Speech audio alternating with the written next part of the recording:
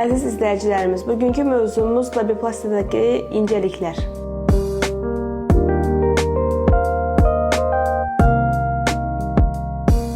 Labiplastik əməliyyatı bildiyimiz kimi estetik bir əməliyyatdır, amma bunu daha çox ginekoloqlar icra edir. Labiplastik əməliyyatında önəmli olan həkimin təcrübəsidir. Bu səbəblə də müraciət edən əksər pasiyentlərin normal həyat tərzlərindəki yaranan maneə ilə diskomfortla yanaşı, komplekslərinin də bu əməliyyatı etdirmələrinə səbəb olması bu əməliyyatın ideal olunmağını gərəkdirir.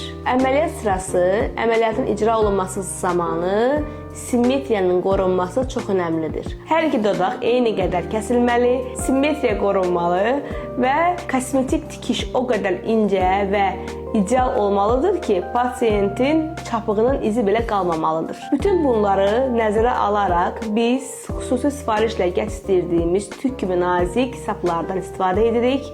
Buna görə də biz də əməliyyat olunan bakirə xanımlar belə 10 gündən sonra kontrol müayinələrinə gəldikləri zaman kəsimin izinin belə qalmadığını şahidi oluruq.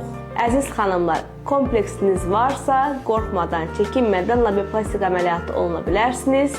Labiplastik əməliyyatı sizin düşündüyünüz qədər qorxulu, ağrılı bir əməliyyat deyil.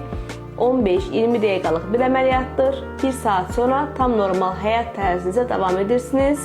Elə həmin gündən oturmağa belə icazə verilir. Hər zaman sağlam və özgüvənli olun.